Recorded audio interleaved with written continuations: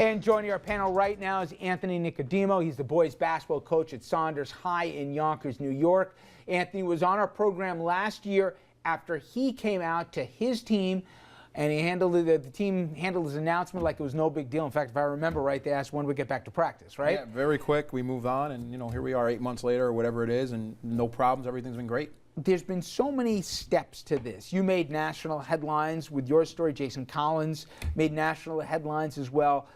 But this is a player, the first player at the beginning of his career in one of the big four sports. Talk about the significance of this, and I guess even the conversations you've had since Saturday when you got an inkling that this story was going to break. Yeah, I think the biggest thing is when you're reaching the kids. And I think that Michael shows these kids who are high school athletes or college athletes that they can be successful. You can go out and be the best defensive player in the best league in the country and be gay.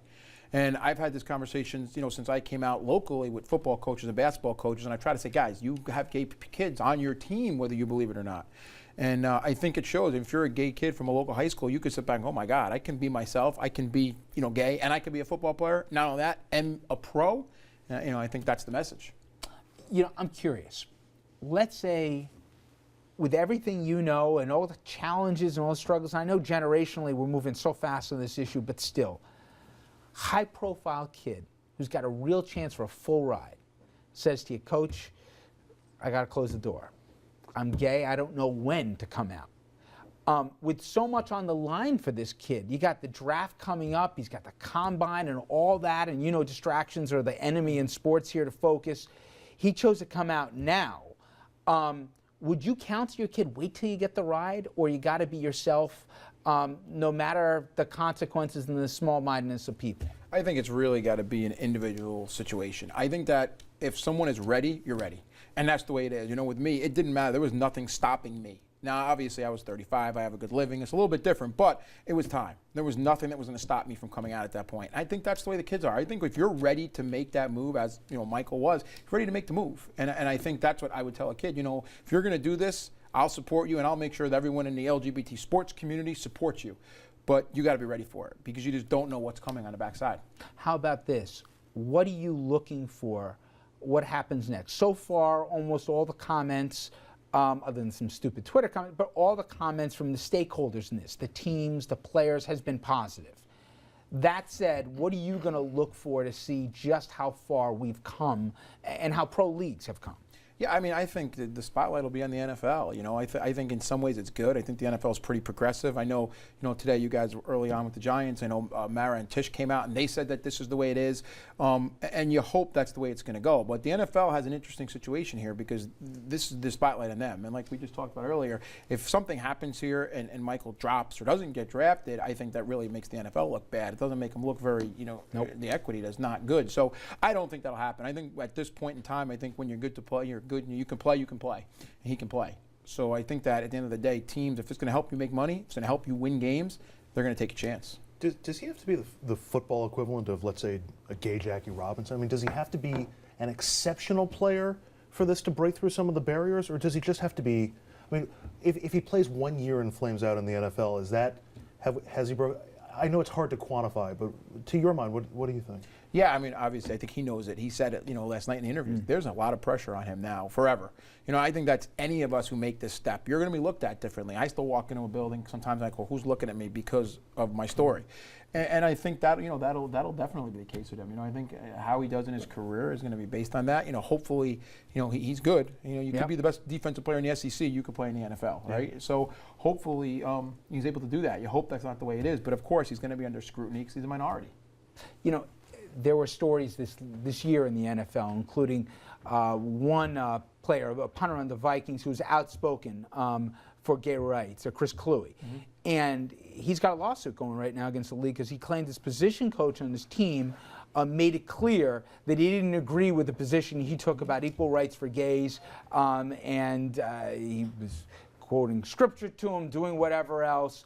And then in the end, Cluey's contract was terminated. Now there's debates about performance or whatever, but at the end of the day, he felt he was being singled out for his beliefs. It's still there, isn't it? It's not as acceptable for people to say ignorant comments anymore, but especially when you're dealing with the alpha males in the football world, it's there. it's under the surface, but it's there somewhere, isn't it? Yeah, I think it's always going to be there. I think it's the same thing. You know, I coach minority kids. I've taken kids on trips to the mall, and they still get looked at because they're African American or because they're Latino, and it's not 1950 anymore. You know what I'm saying? And they're still looked at. So I don't think that's ever going to go away in anything. I think that's the way it is. You're always going to have somebody that's against it for whatever the reason, for being different or for their own purposes. So I think it's always going to be there. But I think what's starting to happen now is it's going the other way. It's not the majority anymore. Those people are becoming the minority now. And now, when you come out like Jonathan Vilma did last week, say, and he speaks out against this, and he doesn't look good. You know, it's the other way now. It's not the cool thing anymore. Now you look like a fool, and you're going to be challenged on what you're saying anymore. And I think that's the way the tide is starting to turn here. You know, Gene, I was thinking to you because part of the story is Michael Sam came out to his team before the season started. And on a college football team, and this is the most demanding college conference, football conference in the country, that's 90 kids on the team. That's the trainers, the coaches, the athletic department. Not one person said anything about this. And to hear some of the comments from the young men, they said, oh, I like the fact that you trusted me enough that you could tell me enough already. Would you come out, you know, be who you are?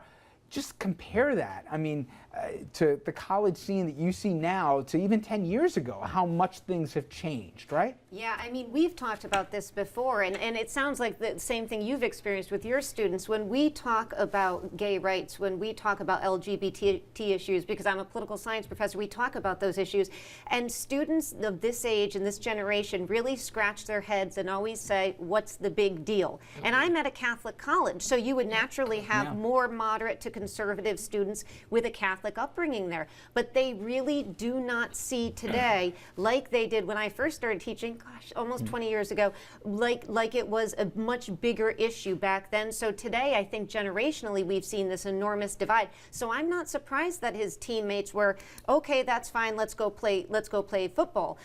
Because that's what you see with this generation. Think about it, they've grown up in a very different world than we did in terms of these issues. Now, I agree there's a long way to go on many of these issues, and we saw Eric Holder out this weekend talking about the extension of rights into the federal judiciary and those kinds of things for gay couples. And, you know, that's very important. So it's not to say we're there, but for students, I think we find this kind of enormous generational divide. And you know, Tom, in the African American community, which has been slow to come around on this in a lot of ways here, it's been interesting, some of the comments, not just from the Attorney General, but his story. He lost brothers to gang violence. He's lost brothers to incarceration and stuff like this. This isn't somebody that grew up with a silver spoon in his mouth, but the reaction from his own family and from the community came from people were saying it was unthinkable 5, 10, forget about 20 years ago. It's changed there too.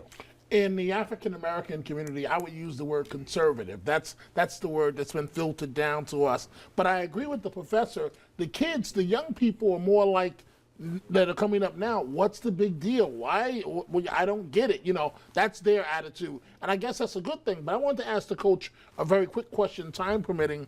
I remember my high school football days. I know Richard played high school football. We would shower, you know, you shower naked, you come out the shower, no big deal. The entire team in there showering naked.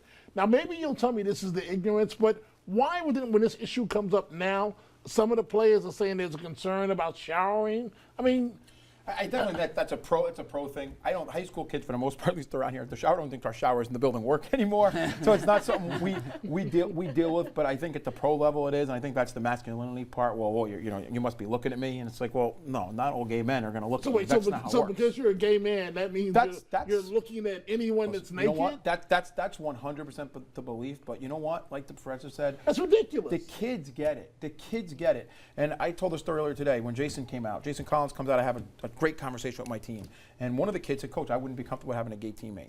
Nike sent me 30 t-shirts, rainbow colored Be True t-shirts. My kid said, Coach, we want to wear them as our warm-ups the first game.